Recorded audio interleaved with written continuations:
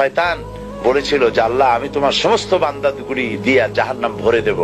আল্লাহ তখন ফেরেশতাদেরকে ডেকে বলছিলেন, ফেরেশতারা শয়তানে বলল কি শুনেছ? তোমরা যাও পৃথিবীতে, আমার বান্দারা শয়তানের ওয়াসওয়াসায় পড়ে যদি একটা গুনার নিয়ত করে, গুনাহটা করে নাই, গুনার নিয়ত করেছে, আমলনামায় একটা গুনাহ লিখে দিও। আমলনামায় কোনো গুনাহ লিখবা না। গুনার নিয়ত করেছে, গুনাহটা করে নাই, গুনাহ লিখবা না। যখন গুনাহটা করে ফেলবে তখন একটা গুনার জন্য একটা গুনাহই লিখো, আর যদি তওবা করে তা আমি মাফ করে দেব।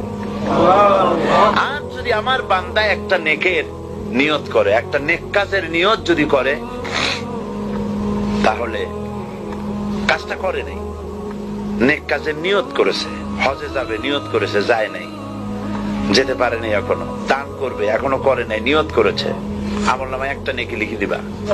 আর যখন নেকের কাজটা করা হবে তখন 10টা গ্রেস মার্ক লাগাই দিবা, 10 গুণ বাড়ায় দিবা। আর আল্লাহ পাক বলেছেন আমি যে আমলে খুশি হব, নিচে হলো 10, উপরে 700 পর্যন্ত বাড়াই দেব। সুবহানাল্লাহ।